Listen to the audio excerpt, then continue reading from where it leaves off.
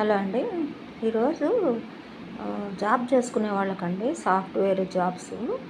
కానీ ఏదైనా కానీ ఒక జాబ్ చేస్తూ ఉంటే ఒక 2 సంవత్సరాలకు కనీసం 3 సంవత్సరాలకైనా గానీ మీరు మారుతూ ఉండండి. ఒకే దానిలో ఉండొద్దు. ఎందుకంటే ఒక చోట ఒక కంఫర్ట్ జోన్‌లో ఉండి అలవాటు పడిపోయారంటే మీరు అదే లైఫ్‌లో ఉంటుంది. అదే సేమ్ వర్క్, సేమ్ వ్యవహారమే అయ్యి ఒక్కొక్కసారి బోర్ కొడుతుంటుంది.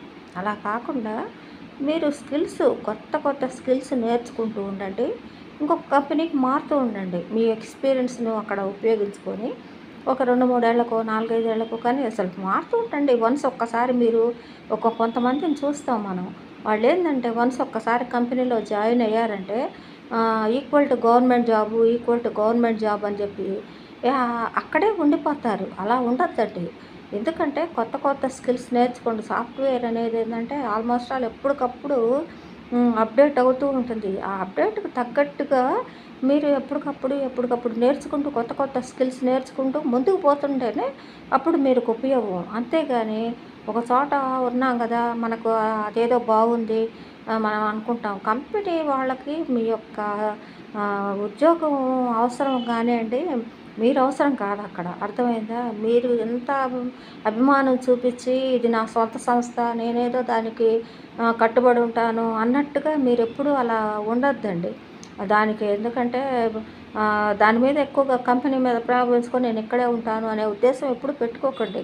జస్ట్ జాబ్ చేయండి. జాబ్ చేసేసి అక్కడ వరకు పని చేసేసి బయటకొచ్చేసేయండి.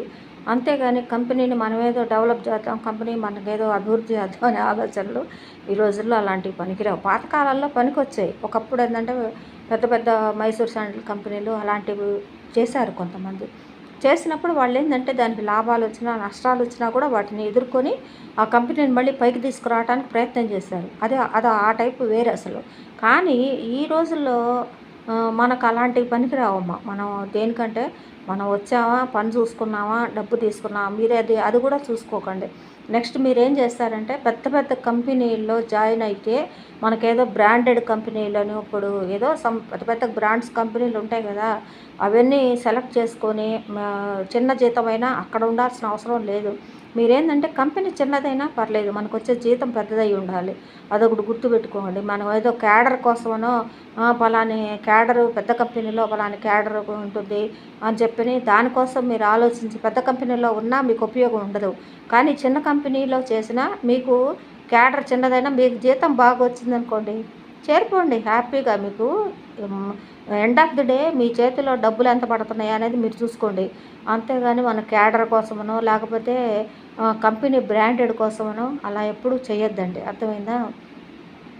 కాబట్టి మీ స్కిల్ పెంచుకోండమ్మా. ఫస్ట్ ఆఫ్ ఆల్ మీరు చేయాల్సింది ఏందంటే స్కిల్స్ పెంచుకోండి. కంపల్సరీగా ఏదో ఒక స్కిల్ డెవలప్ అవుతూ ఉండాలి. అంతేగాని ఒక చోటకు పోయి పొద్దున్న లేచి ఒక పద్ధతిగా అలవాటు పడిపోయాము. ఒక చోట ఉండిపోయాము. కొంతమందికి ఏంటో తెలుసా? ఒక కంపెనీ నుంచి ఇంకొక కంపెనీకి మారాలంటే భయం. ఎళ్ళరు వాళ్ళు. ఇక్కడే ఉండామంటారు. ఎన్ని సంవత్సరాలైనా ఇంకక్కడంతే. అదే జీతము, అదే వ్యవహారం. బయటికి వెళ్ళాలి ఇంకొక స్టెప్ ముందుకు వేద్దామంటేనేమో ఏమో మళ్ళీ ఆ కంపెనీలో ఎన్ని కష్టాలున్నాయో, ఆ కంపెనీలో ఎంత మంది మనల్ని రిసీవ్ చేసుకుంటారో, మనం అక్కడ ఏమన్నా అసలు ఇమడగలుగుతామో లేదో అలాంటి ఆలోచనలుంటాయి. కాబట్టి అలాంటి ఆలోచనలు పాత ఆలోచనలు మానేసేయండి. ఎప్పటికప్పుడు అప్డేట్ అవుతూ ఉండండి. కొత్త కొత్త వాటికి మారుతూ ఉంటే మీకు శాలరీ కూడా పెరగటానికి అవకాశం ఉంటుంది. అంతేగాని ఒకే చోట ఉంటూ ఏదో సంవత్సరానికో ఎంతో కొంత 10% 15% పెరుగుతూ ఉంటే అది ఎప్పటికయ్యేటట్టు మీరింక అక్కడికి డెవలప్ అయ్యేదంటూ ఏముండదమ్మా. అలా కాకుండా కంపెనీలు మారుతుండండి. ఈ సాఫ్ట్‌వేర్ కంపెనీలో ఏందంటే మారుతుండండి మీరు. కంపెనీలు మారుతుంటేనే మీకేదైనా ఉపయోగం ఉంటుంది. అంతేగాని ఒకే కంపెనీని నమ్ముకొని నేను దానికి విశ్వాసంగా పనిచేస్తాను అనంటే నువ్వు విశ్వాసంగానే ఉంటావు. కరెక్టే కాదంటలా. కానీ అటువైపు నుంచి నీ మీద విశ్వాసం ఉండాల్సిన అవసరం వాళ్ళకి లేదు. వాళ్ళకి కావాల్సింది వర్క్ చేసేవాడు ఎవరున్నారా? వర్క్ ఈజ్ వర్షిప్ అన్నాడు. వాడు వర్క్ చూసుకుంటాడు తప్పితే నీకింకా వాళ్ళ నుంచి విశ్వాసాలు, ఆప్యాయతలు, అనురాగాలు ఏమన్నా ఉంటాయని అలాంటివేం పెట్టుకోవద్దండి. కాబట్టి వర్క్ మనం చేసామా? మనం చేసిన వర్క్‌కి డబ్బులు వస్తున్నాయా లేదా అని చూసుకోండి. లేదు మనకు రాలేదు. మనం మనం ఇచ్చే వర్క్‌కి తగినంత డబ్బు రాలేదంటే మారిపోండి. ఇది ఇబ్బంది ఏం లేదు. ఎక్కడ మీకు మీ స్కిల్‌కి, మీ యొక్క వర్క్‌కి ఎక్కడైతే మీకు డబ్బులు అందుతాయి అనుకుంటే గనక అటు వెళ్ళిపోండమ్మా. అంతేగాని పాత వ్యవహారాలు, పాత పద్ధతులు పెట్టుకొని, భయాలు పెట్టుకొని చాలా మందిలో నేను అది చూస్తున్నాను ఈ మధ్య కాలంలో.